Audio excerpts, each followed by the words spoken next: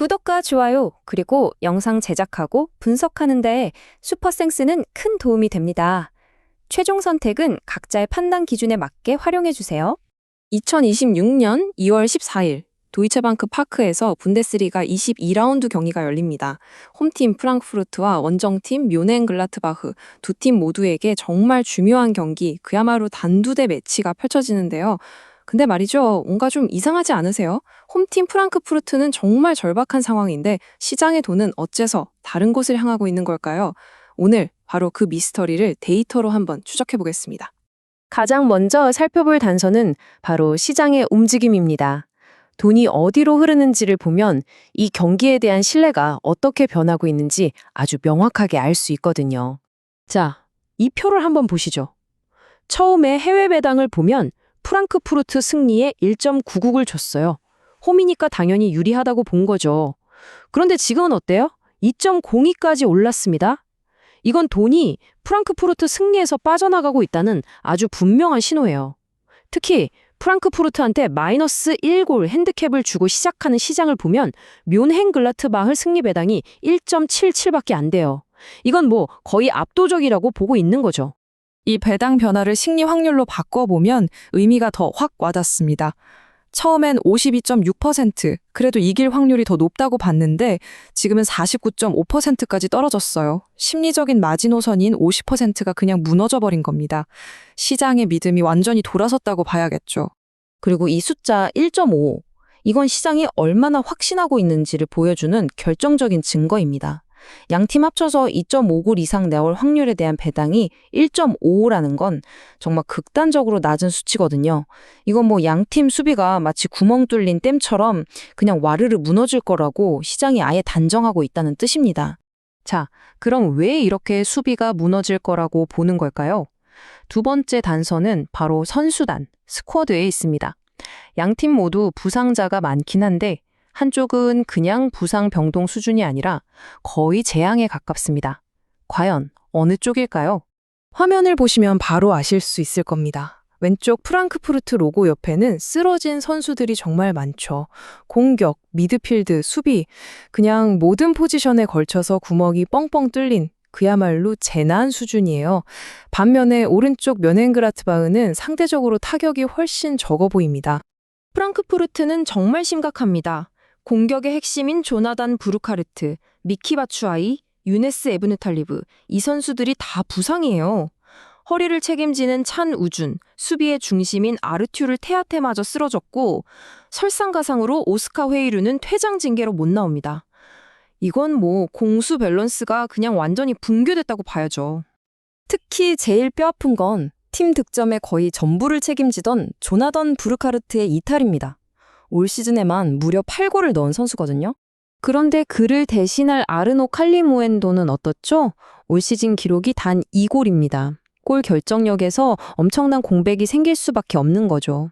반면에 뮌헨글라트바흐를 볼까요?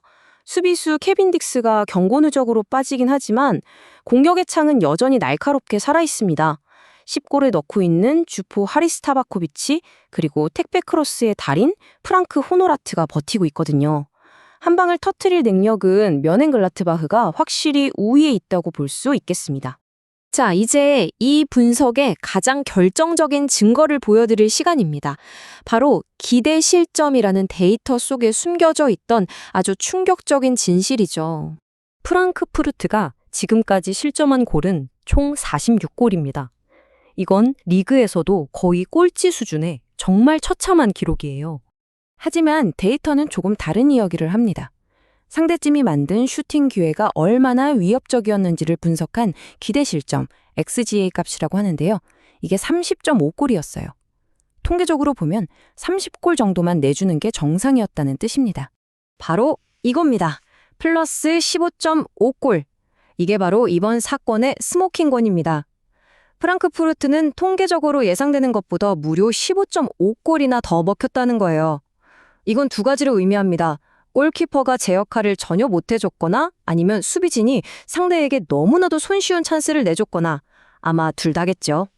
실제로 프랑크푸르트의 수비 안정성 지수는 리그 전체 18위, 네, 꼴찌입니다. 데이터는 정말 정직하죠. 이걸 뮌헨글라트바흐와 비교해보면 차이가 더 명확해져요. 뮌헨글라트바흐는 34골을 실점했고 기대 실점은 32골이에요. 차이가 고작 플러스 2골이죠. 이 말은 그냥 내줄 만큼만 내주고 있다는 겁니다. 프랑크푸르트처럼 어이없이 무너지는 수비는 아니라는 뜻이죠. 그렇다면 이 끔찍한 수비 데이터는 실제 경기장에서 어떻게 나타날까요? 바로 이 데이터가 뮌헨글라트바흐에게 프랑크푸르트의 치명적인 약점을 공략할 완벽한 전술적 기회를 제공하고 있습니다. 프랑크푸르트는 3-4-2-1 포메이션을 쓰는데 양쪽 윙백들을 아주 높게 끌어올려서 공격적으로 나갑니다. 근데 문제는 공격이 막히고 수비로 전환할 때예요. 윙백들이 올라간 그 뒷공간이 그야말로 텅 빈 광활한 평야가 되어버립니다. 뮌헨글라트바흐는 바로 이 공간을 집요하게 노릴 겁니다. 공을 뺏자마자 긴 패스로 측면에 있는 호노라트에게 찔러주고 호노라트가 크로스를 올리면 타바코비치가 머리로 마무리하는 그림. 정말 눈에 선하죠. 그리고 이 전술이 먹힐 확률이 아주 높은 이유가 또 있습니다. 바로 이 데이터 때문인데요. 뮌헨글라트바흐의 공중볼 경합 성공률은 55%로 꽤 준수합니다. 반면 프랑크푸르트는 43%로 리그 최하위권이에요. 말 그대로 크로스 한 방에 경기가 그대로 끝날 수도 있다는 이야기입니다. 자, 이제 지금까지 살펴본 모든 진보들을 하나로 모아서 데이터에 기반한 최종 결론을 내려볼 시간입니다. 이게 바로 모든 변수를 종합해서 저희가 만든 최종 확률 모델입니다. 보시는 것처럼 프랑크푸르트의 승리 확률은 38%까지 뚝 떨어졌습니다. 반면에 무승부 확률이 32%, 뮌헨글라트바흐가 이길 확률이 30%로 나왔네요. 이 모델에서 가장 중요한 건 바로 이겁니다. 뮌헨글라트바흐가 지지 않을 확률, 즉 무승부나 승리로 승점을 따낼 확률이 무려 62%에 달한다는 사실이죠. 이건 시장이 처음에 생각했던 것보다 훨씬 더 높은 수치입니다. 자, 최종 결론을 말씀드리겠습니다.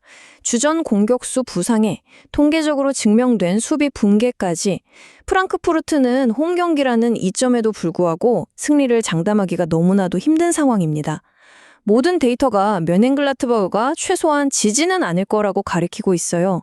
따라서 가장 합리적인 예측은 뮌헨글라트바흐의 플러스 1.0 핸디캡 승리입니다. 그리고 양팀 모두 수비가 불안하다는 점을 생각하면 서로 골을 주고받는 난타전이 될 가능성 또한 매우 높다고 볼 수 있겠습니다.